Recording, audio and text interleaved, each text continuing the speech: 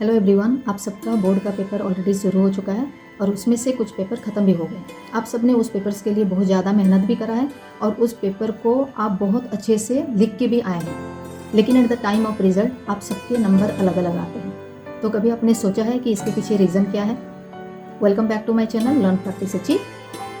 तो रीज़न मैं बताती हूँ, it is nothing but the presentation of the paper. तो आज मैं इस वीडियो में आपको साइंस का पेपर को जो टेक्निक यूज़ होता है उसको रिप्रेजेंट करने के लिए वो मैं बताऊँगी। कोई भी पेपर जब आप रिप्रेजेंट करते हैं एग्ज़ाम में, उसके लिए दो बहुत ज़्यादा इंपॉर्टेंट पॉइंट है, वो आपको हमेशा ध्यान में रखना है। सबसे पहला पॉइंट है कंटेंट। कंटेंट में क्या लिखना है और कैसे लिखना है, ये बहुत ज़्यादा इंपॉर्टेंट है।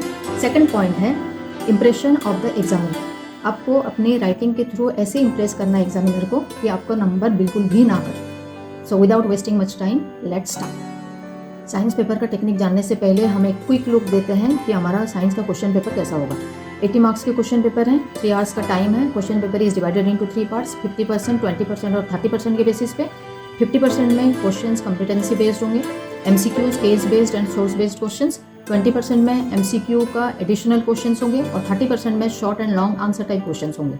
ठीक है, क्वेश्चन का पैटर्न कैसे होगा? टोटल नंबर ऑफ क्वेश्चंस 39 और 5 सेक्शंस होंगे उसमें।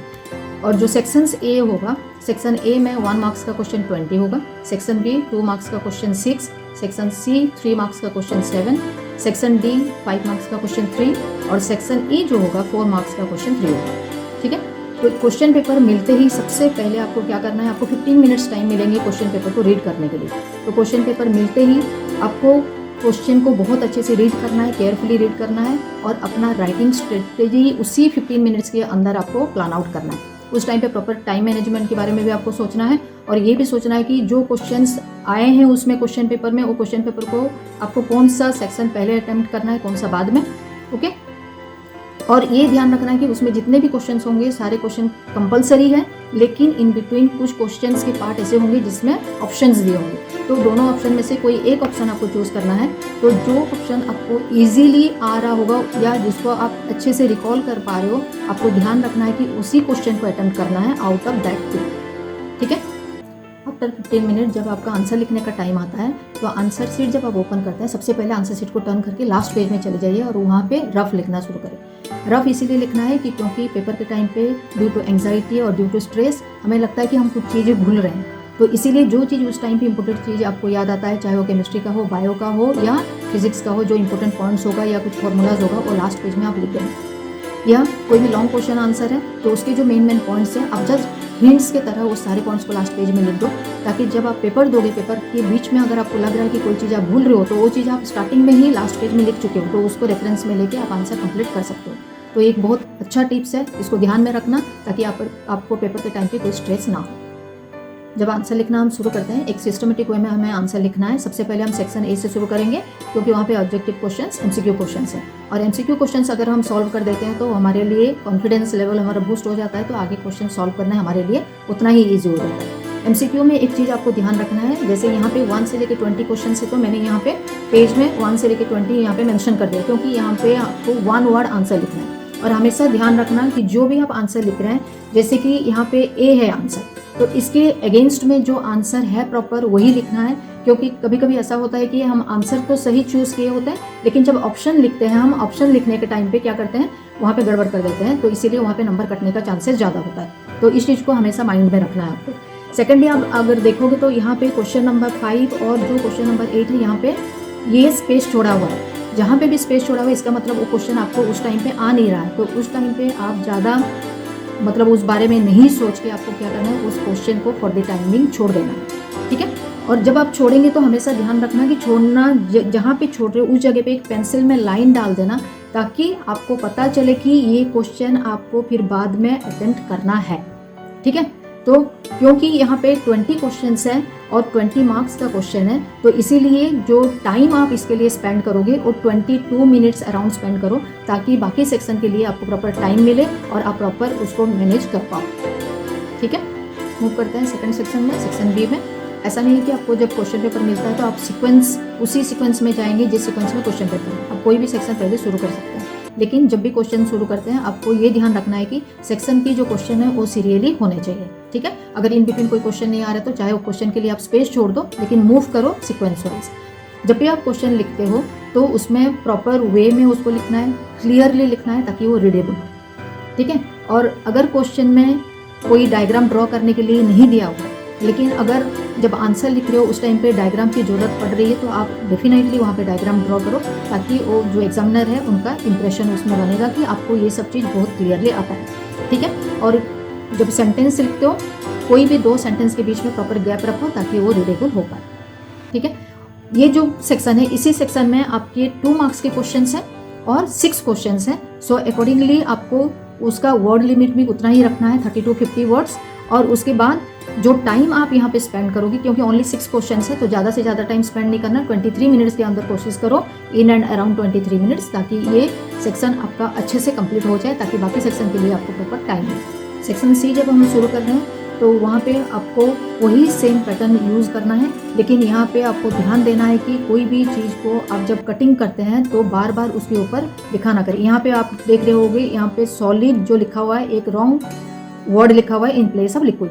तो अगर आप कट कर रहे हो एक सिंगल लाइन में कट करो और इसके ऊपर ओवर राइटिंग आपको करना नहीं है, ठीक है। आप जब भी कोई वर्ड लिखते हो तो वो वर्ड को सेपरेटली आप लिखा करो, ठीक है। और जब भी एक्सप्लेन करते हो कोई चीज़ को तो उनके बीच में प्रॉपर गैप होना चाहिए। जैसे यहाँ पे केमिस्ट्री का क्वेश्चन है तो हमेशा ध्यान रखो कि केमिस्ट्री का जब आप इक्वेशन लिखते हो, इक्वेशन में जो सॉलिड स्टेट है, गैसियस स्टेट है या लिक्विड स्टेट है, उसको प्रॉपरली और क्लियरली मेंशन करो, ताकि एग्जामिनर को पता चलेगा कि आपको इसके बारे में नॉलेज है। उसके बाद जो भी यहाँ पे जिसका प्रेजेंस में वो इक्वेशन आप लिख रहे हो या रिएक्शन हो रहा है, उसको आप हमेशा यहाँ पे क्लियरली मेंशन करो इन बिटवीन द 2 रिएक्टेंट और जो प्रोडक्ट है, ठीक है।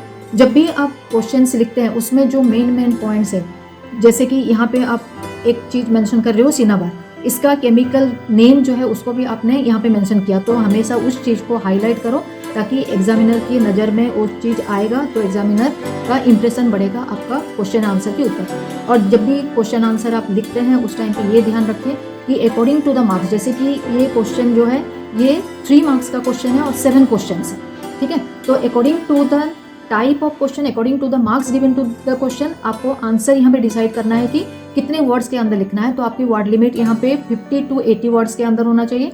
और क्योंकि ये 7 क्वेश्चंस आपको अटेम्प्ट करना है तो इन एंड अराउंड 40 मिनट्स यहाँ पे टाइम स्पेंड करें, ताकि आपके पास जो टाइम बचेगा आप लॉन्ग क्वेश्चन आंसर को प्रॉपरली आप उसको लिख पाओगे। नेक्स्ट आता है हम सेक्शन डी में। सेक्शन डी का जो क्वेश्चन है वो सबसे बड़ा क्वेश्चन है, 5 मार्क्स का क्वेश्चन, और 3 क्वेश्चन यहाँ पे आपको अटेम्प्ट करना है। तो हमेशा आप ध्यान रखिए कि जब क्वेश्चन आप लिखते हैं उसका जो पार्ट्स है, जैसे कि यहाँ पे आंसर 34 है, 34 का ए पार्ट है, ए पार्ट का फिर पार्ट 1 है, ठीक है। तो इसको ध्यान रखना है। और इसमें जो टाइटल है, जो टॉपिक है, वो टॉपिक को आपको हाईलाइट करना है, मेंशन करना है, और जो हेडिंग्स और सब हेडिंग्स है उसको क्लियरली यहाँ पे अंडरलाइन करके रखेंगे ताकि ये विजिबल हो, ओके। यहाँ पे कोई भी जब आंसर लिखते हैं तो कोई भी जो शॉर्ट फॉर्म है वो यूज़ नहीं करना है। यहाँ पे एक्वेस्ट के जगह पे AQ लिखा हुआ है, तो ऐसे शॉर्ट फॉर्म आप पेपर के बीच में यूज़ नहीं करें। और जब भी बिग क्वेश्चन आंसर लिखते हैं उसको पॉइंट वाइज लिखें ताकि वो क्लियरली विजिबल हो और पता चले कि आप क्या लिखना चाह रहे हो। और जितने भी इंपॉर्टेंट पॉइंट्स हैं उसको अंडरलाइन करना, ये पहले भी मैंने बताया हुआ है।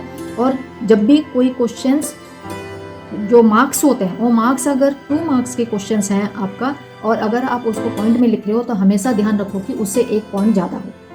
तो अगर उसमें से इन बिटवीन कुछ गड़बड़ भी हो जाता है तो एग्जामिनर के पास 1 पॉइंट और होता है मार्क्स देने के लिए। तो हमेशा इस चीज़ का आपको ध्यान रखना है। लॉन्ग क्वेश्चन जो है ये 15 मार्क्स का क्वेश्चन है और इसीलिए इसमें बहुत सारे पार्ट्स होंगे, तो ये सारा पार्ट्स आपको ध्यान में रखना है। और अगर उसी क्वेश्चन को आप कंटिन्यू कर रहे हो तो नेक्स्ट पेज में क्वेश्चन नंबर और पार्ट दोबारा मेंशन करना है, ठीक है। अगर क्वेश्चन में डायग्राम है तो डायग्राम पेंसिल में ड्रॉ करना है और उसका ईच एंड एवरी पार्ट को आपको प्रॉपरली लेबल भी करना है, क्लियर। उसके बाद यहाँ पे जैसे दिया हुआ है डायग्राम और आपने डायग्राम ड्रॉ कर लिया, लेबल भी कर लिया, उसके बाद अगर उसका मूवमेंट है उसी डायग्राम में किसी वे से, जैसे कि एक डायरेक्शन से दूसरे डायरेक्शन में वो जा रहा है, तो यहाँ पे जैसे एरोज यूज हुए हैं ये सब करना बिल्कुल भी नहीं भूलना, ठीक है। डायग्राम ड्रॉ करने के बाद आप किस चीज़ का डायग्राम ड्रॉ करे हैं उस चीज़ को भी मेंशन करना है और हाईलाइट करना है। जैसे कि यहाँ पे दिया गया है डायग्राम ऑफ करेक्टेड हाइपरमेट्रोपिया, ठीक है। डायग्राम ड्रॉ करने के बाद नेक्स्ट पार्ट में अगर कोई क्वेश्चंस होते हैं तो क्वेश्चन अगर रिलेटेड है फिजिक्स के रिलेटेड, तो उसमें अगर कोई यूनिट्स यूज़ हुए हैं मीटर सेंटीमीटर तो उसको क्लियरली मेंशन करना है, उसको छोड़ना नहीं है, क्योंकि अगर आप यूनिट छोड़ देते हैं तो उसमें नंबर कट जाएंगे आपके। ठीक है, तो पूरी जितने भी कैलकुलेशन है वो कैलकुलेशन को प्रॉपरली शो करना है। शो करने के बाद सपोज जैसे फिजिक्स का कोई न्यूमेरिकल आप कर रहे हैं, तो न्यूमेरिकल में यहाँ पे जैसे एक फॉर्मूला यूज़ हुआ है, तो फॉर्मूला को आप बॉक्स के अंदर लिखिए, तो ये हाईलाइटेड होगा। और जब भी आंसर निकलता है उसको आंसर को भी आप हाईलाइट करो, ताकि वो विजिबल होगा कि आपका आंसर क्या है। Okay, so it will impress the examiner. ठीक है, समझ में आ गया। तो कोई भी इंपॉर्टेंट पॉइंट को आपको अंडरलाइन करना है, और अगर उसी क्वेश्चन में आपको एग्जाम्पल लिखने के लिए नहीं भी बोला गया है या डायग्राम ड्रॉ करने के लिए नहीं भी बोला गया है, लेकिन अगर रिक्वायरमेंट है तो डेफिनेटली ये चीज़ को आप अपने माइंड में रखो। आते हैं last part of the question paper, जो कि सेक्शन ई है। इसमें भी आपको क्वेश्चंस मिलेंगे जो कि 4 मार्क्स वाला क्वेश्चन होंगे और 3 होंगे। ठीक है, इसमें कोई ऐसा तो कोई वर्ड लिमिट नहीं है, क्योंकि क्वेश्चन का डिफरेंट पार्ट्स हैं और सारे पार्ट्स में मार्क्स अलग अलग हैं, कि कोई पार्ट 1 मार्क का है तो कोई पार्ट 2 मार्क्स का है। तो जब भी आप क्वेश्चन आंसर लिखते हैं तो अकॉर्डिंग टू द मार्क्स आप पॉइंट वाइज उसको लिखें और प्रॉपर सीक्वेंस में उसको लिखें, ताकि आप जब लिख रहे हो तो क्लियरली विजिबल हो। और जो भी कैलकुलेशन करते हो कैलकुलेशन के टाइम पे उस चीज़ का ध्यान रखिए कि सारा कैलकुलेशन को आपको हाईलाइट करना है जो फाइनल आंसर आपका निकल रहा है। ठीक है, उसके बाद आपको ये ध्यान रखना है जब क्वेश्चंस आप सॉल्व करते हो, क्योंकि ये क्वेश्चन है 12 मार्क्स का टोटल, तो आपको स्पेंड करना है 35 मिनट्स अराउंड, उससे ज़्यादा स्पेंड नहीं करना है, क्योंकि आपको कुछ टाइम ऐसे भी बचाना है जो कि आपको रिवीजन के लिए हेल्प करेगा। तो जितना भी हमने टाइम लिमिट यहाँ पे लिया हुआ है वो सारा टाइम लिमिट को अगर आप ऐड कर देते हो तो फिर भी आपके पास 15 मिनट्स बचते हैं। वो 15 मिनट्स आपको यूज़ करना है। जो क्वेश्चन का आंसर आप लिखने के टाइम पे आपको याद नहीं आया था, उस क्वेश्चन को आप दोबारा रिवाइज करके वहाँ पे लिख सकते हैं, और उसके बाद जो चीज़ आपने छोड़ दिया है इन बिटवीन या आधा लिखा हुआ है उस चीज़ को सारा कंप्लीट करना है, और कहाँ पे अगर कुछ मिस्टेक हो गया है तो उसको करेक्ट भी करना है। नॉट ओनली दिस, आपको ये चीज़ का ध्यान रखना है कि कोई भी क्वेश्चन को अनआंसर्ड नहीं छोड़ना है, मतलब उस क्वेश्चन के रिलेटेड आपको कुछ भी आता है तो आप वहाँ पे लिख दो। ठीक है, तो ये सब चीज़ में ध्यान रखना है। लेकिन एक चीज़ और आपको माइंड में रखना है कि अगर आप लिखते लिखते आपका टाइम सपोज खत्म हो गया, लेकिन जो क्वेश्चंस गिवन है वो क्वेश्चन अभी भी आपको आ रहे हैं, तो आप क्या करना उस टाइम पे, क्योंकि आपके पास वो टाइम नहीं है, तो इसीलिए उस क्वेश्चन को लिखने के लिए आप ये कर सकते हो कि वहाँ पे इंपॉर्टेंट पॉइंट्स जो है वो क्वेश्चन का उसको लिख सकते हो, या उसको फ्लो चार्ट के थ्रू वहाँ पे रिप्रेजेंट कर सकते हो, which will help you to get few marks. ठीक है, तो ये सारा पॉइंट्स आप ध्यान में रखो, ताकि जब भी आप पेपर देंगे तो उस टाइम पे ये चीज़ आपके माइंड में रहेगा, कौन सी सेक्शन में कितना टाइम स्पेंड करना है, तो उस हिसाब से आप उसको प्रॉपर टाइम को मैनेज कर पाएंगे और पेपर को रिवाइज भी कर पाएंगे। ठीक है, एट द एंड मैं ये कहूँगी कि जो लास्ट आपका रफ पेपर था जिसमें आपने सारा हिंट्स लिखा था, ये सारा अभी आपका यूज़ हो चुका है और पेपर भी आपका ख़त्म हो चुका है, टाइम भी ओवर हो गया है। तो आपको क्या करना है, उसके ऊपर जस्ट एक स्लैंटिंग लाइन डाल दो। इट मीन्स ये टोटली रफ है, इसमें कुछ आपने लिखा नहीं है और ये यूज़ नहीं होना है जब एग्जामिनर उसको चेक करेंगे। So all the best for your paper, do well, all the best, bye.